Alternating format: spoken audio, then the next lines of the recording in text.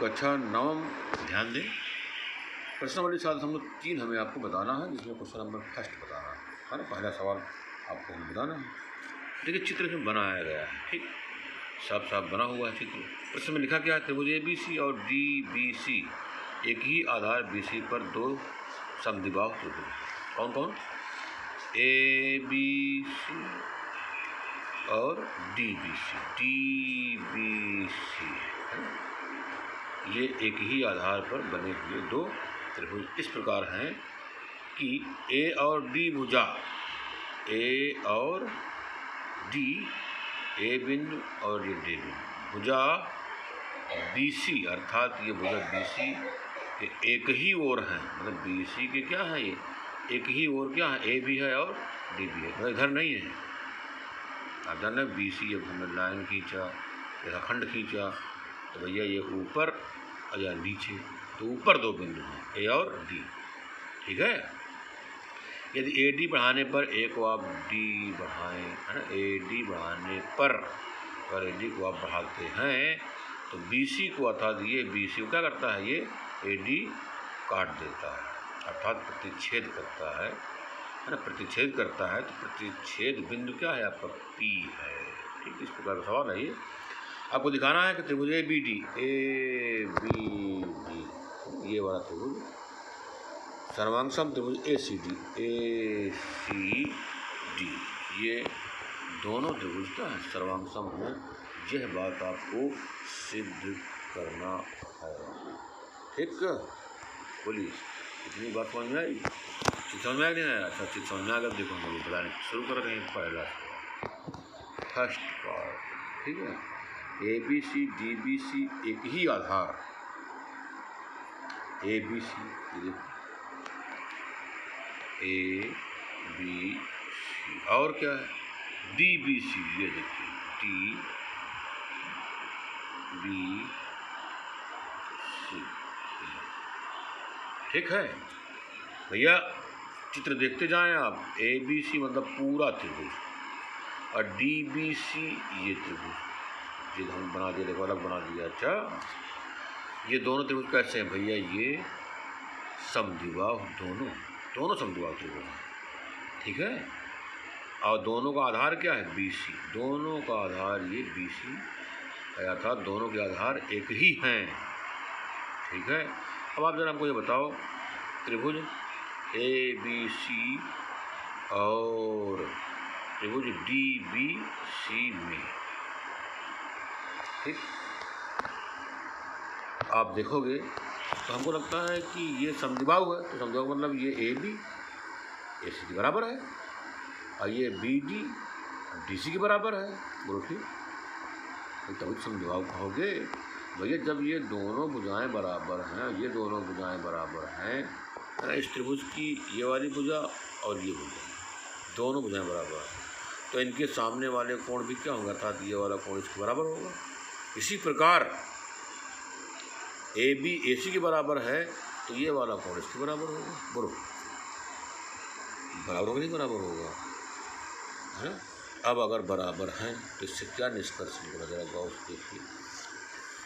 आपको सिद्ध करना ABD, ये वाला सिद्ध करना है, ठीक।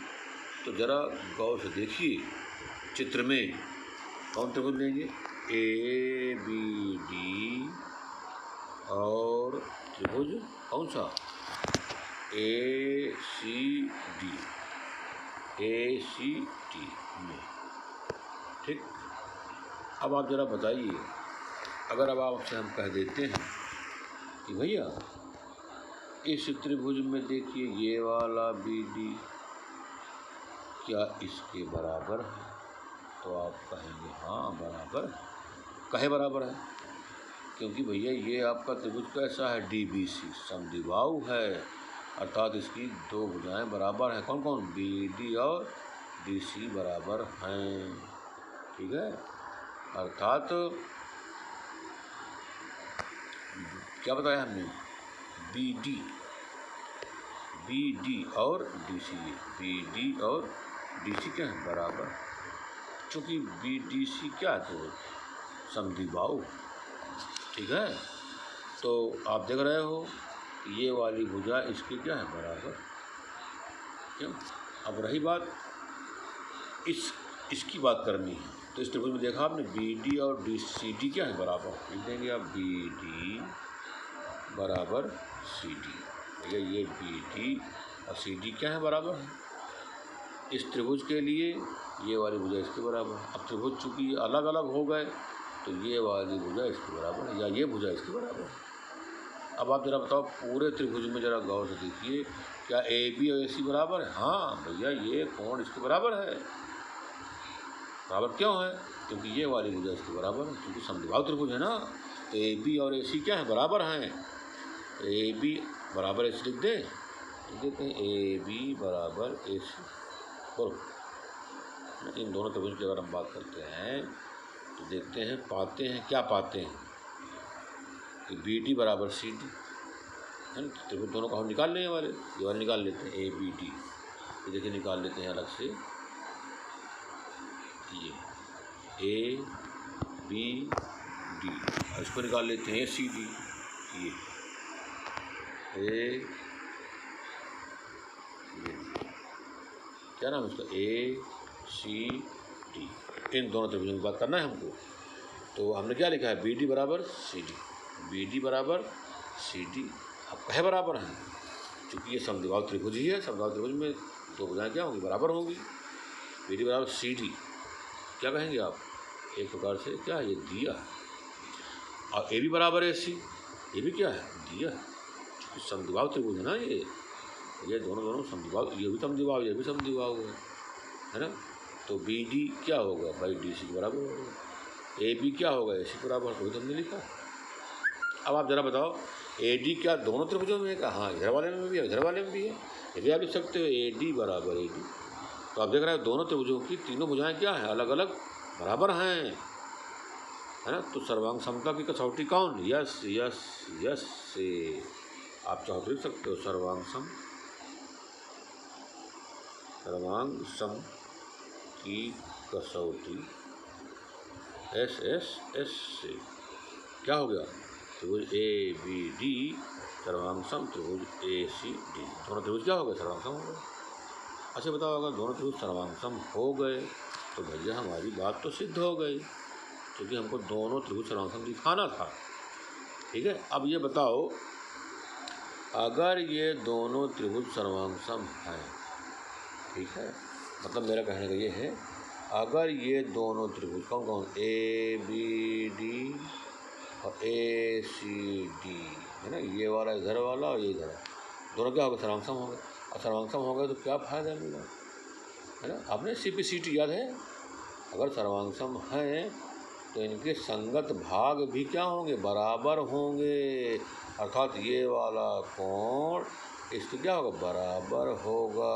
ठीक है, क्योंकि ये दोनों त्रिभुज क्या है आपके सर्वांग सम है, तो इनके संगत भाग अर्थात ये वाला कोण इसके बराबर होगा।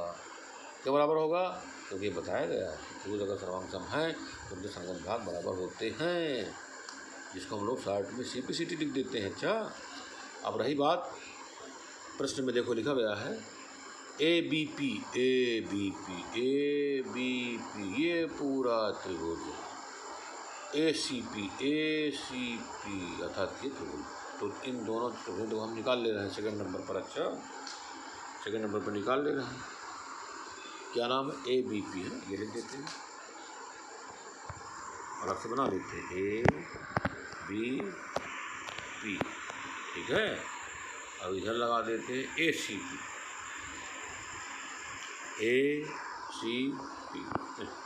ए सी। बताओ भैया दोनों त्रिभुज देखो निकाल लिया, एक इधर वाला एक इधर वाला।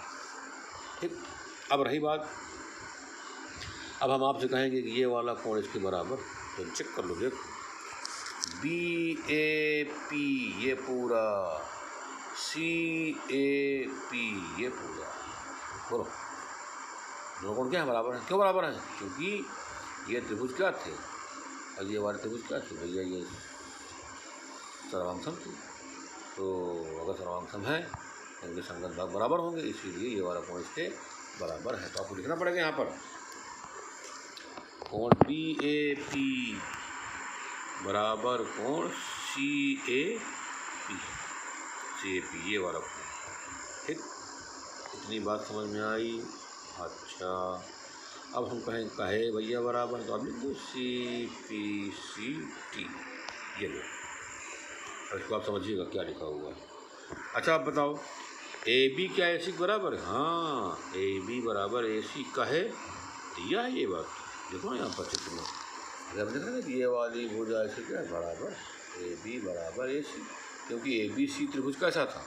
ABC त्रिभुज था समद्विबाहु था, इसीलिए AB बराबर AC है। चूँकि अगर समद्विबाहु है निश्चित है दो भुजाएं बराबर हैं, अर्थात AB बराबर AC।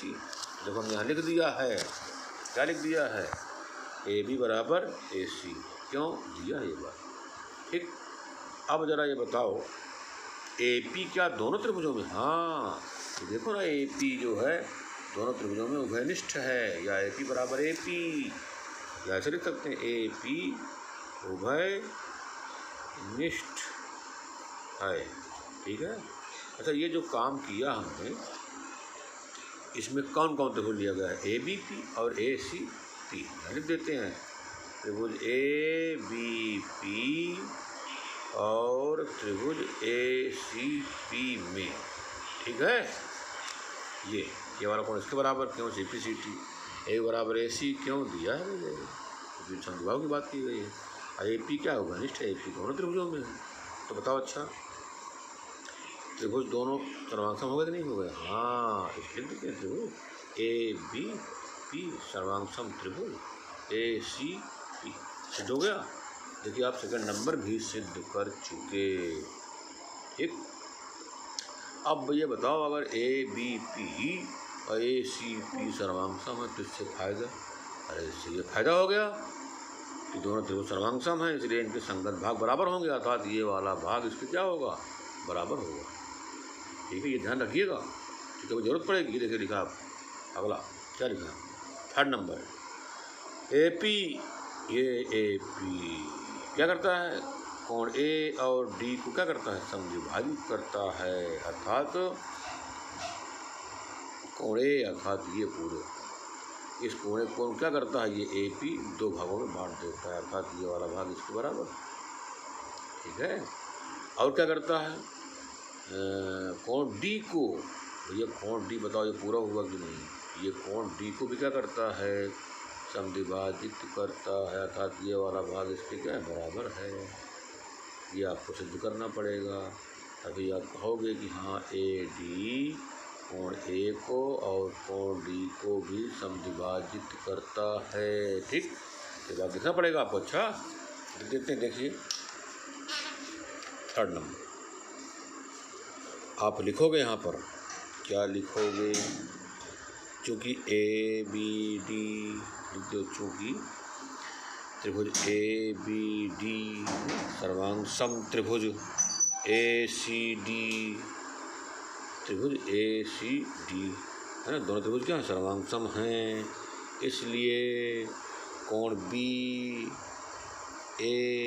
लिख दें, है ना, ABD और ACD सर्वांगसम थे, तो भैया कोण ये अर्थात BAD, कोण BAD बराबर कोण CAD, बराबर कोण CAD। ठीक, इतनी बात समझ में आ गई। कहे CPCT से ये आया, दोनों त्रिभुज सर्वांगसम, इसीलिए इनके संगत भाग बराबर हैं। तो संगत भाग में कोण भी आता है, भुजा भी आता है। ठीक है, तो कोण ये वाले बराबर हो गए दोनों। अब इससे क्या सिद्ध हो गया कि भैया AD कोण A को समद्विभाजित करता है। ठीक है, लेकिन हमने AD की बात नहीं करना, आपको AP की बात करना, पूरे की बात करना है ना। अब इसी प्रकार चूँकि त्रिभुज BPD